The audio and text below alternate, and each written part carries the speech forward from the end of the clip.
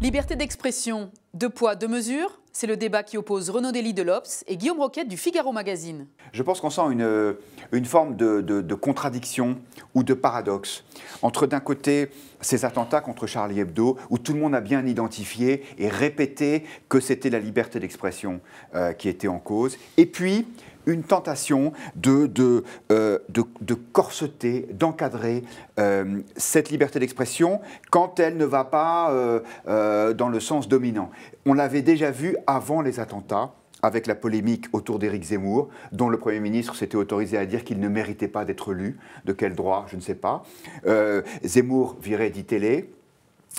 On le voit avec d'autres offensives. Il y a eu des propos probablement excessifs et emportés de Philippe Tesson, mais qui lui valent un début d'initiative judiciaire.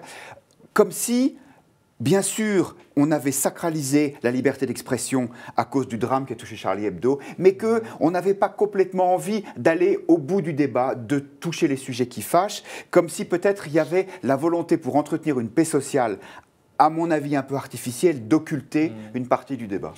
Je crois pas ça. Je pense qu'il y a un mot essentiel que vous n'avez pas prononcé, qui est le mot de loi. Je pense que dans une démocratie comme la nôtre, la liberté et la liberté d'expression, qui sont éminemment importantes et qu'il faut protéger, la liberté, ce n'est pas synonyme d'irresponsabilité. Et que la liberté et la liberté d'expression, elle est encadrée par un certain nombre de lois qui existent effectivement dans le droit français, qu'il s'agisse de l'injure, de la diffamation, de l'incitation à la haine raciale ou religieuse, du négationnisme ou de l'atteinte à la vie privée, par exemple, et qu'on peut tout dire dès lors qu'on s'inscrit dans le cadre de ces lois républicaines. Moi, je pense que la loi fait fonctionner justement la démocratie. Vous citiez le cas d'Éric Zemmour.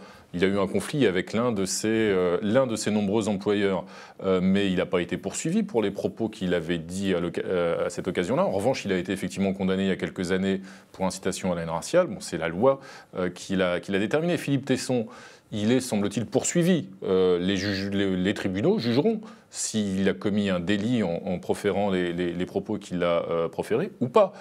C'est le cas dans une mesure bien plus détestable, bien sûr, au vu du personnage et de ce qu'il incarne, qui est Dieudonné, qui lui est un authentique polémiste antisémite, qui est poursuivi une nouvelle fois. La loi et les tribunaux jugeront. Il est arrivé souvent à Dieudonné d'être relaxé, il lui est aussi arrivé souvent d'être condamné. Je pense que la liberté d'expression, c'est effectivement pas l'irresponsabilité, mais qu'en revanche, on a le droit de tout dire dès lors qu'on respecte la loi. J'ai vraiment pas envie de défendre Dieudonné, ça c'est sûr.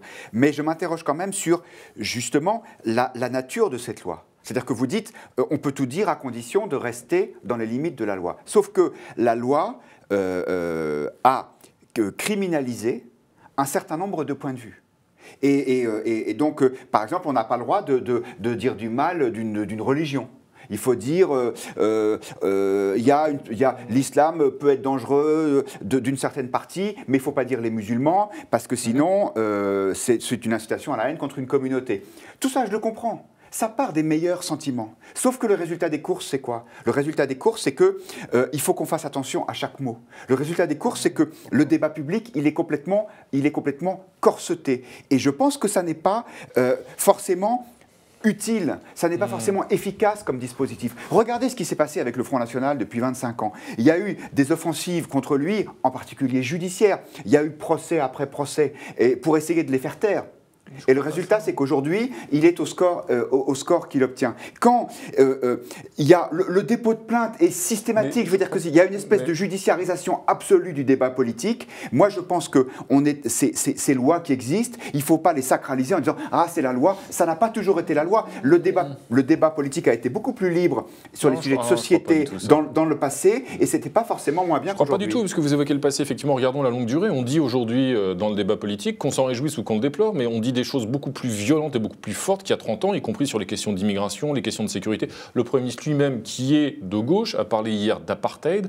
Donc je crois que la parole, au contraire, sur ces sujets-là, mais c'est aussi dû à l'existence des réseaux sociaux, à la multiplication des moyens de communication, elle est beaucoup plus libre aujourd'hui. Et Éric Zemmour, il a des tribunes un peu partout, et c'est bien normal, il a le droit de s'exprimer, lui comme les autres polémistes, même si je ne suis pas d'accord avec ce qu'il dit. Il y a quand même beaucoup de gens qui ont voulu le faire taire. Mais non, simplement, il y a un employeur qui a voulu arrêter de le payer pour dire ce qu'il disait sur cette chaîne. Mais ça n'empêche pas de continuer à s'exprimer dans plein de médias, y compris dans le Figaro et ailleurs. Et il n'y a pas d'interdit par principe, il y a des lois qui encadrent effectivement la liberté d'expression, comme toutes les libertés qu'on exerce dans notre vie quotidienne, elles sont encadrées par des lois. La liberté, c'est pas l'anarchie. Je ne vous connaissais pas, en l'occurrence, défenseur de... Je sais que vous n'êtes ni favorable à l'irresponsabilité, ni à l'anarchie. Mais il n'y a pas de blasphème, effectivement, dans la loi civile. On peut caricaturer Moïse faisant du ski nautique sur la mer Rouge ou Mahomet se tapant un jambon beurre au bistrot. En revanche, on ne stigmatise pas, effectivement, une communauté des individus, qu'il s'agisse de catholiques, de juifs ou de musulmans. Ça me paraît tout à fait simple. Et du coup,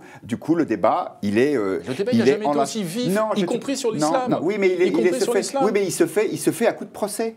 Il se fait à coup de plainte. Vous avez des associations et qu'on connaît tous, SOS Racisme, la LICRA, dont c'est le fonds de commerce de porter plainte pour demander de l'argent. Eh bien, au nom de quoi est-ce que ces gens interdisent le débat ? Pas forcément pour demander de l'argent, c'est peut-être parce que ces gens-là ont des convictions. Non seulement ça l'est déjà très largement, mais en plus, ça va encore s'aggraver, puisque vous avez vu que Christiane Taubira nous annonce une nouvelle loi pour lutter contre le racisme. Je vous fiche mon billet, on va se retrouver ici, que ça se traduira concrètement par une liberté d'expression publique qui sera encore plus corseté. À mon avis, encore une fois, ça part des meilleures intentions, mais en termes d'efficacité, moi je n'y crois pas.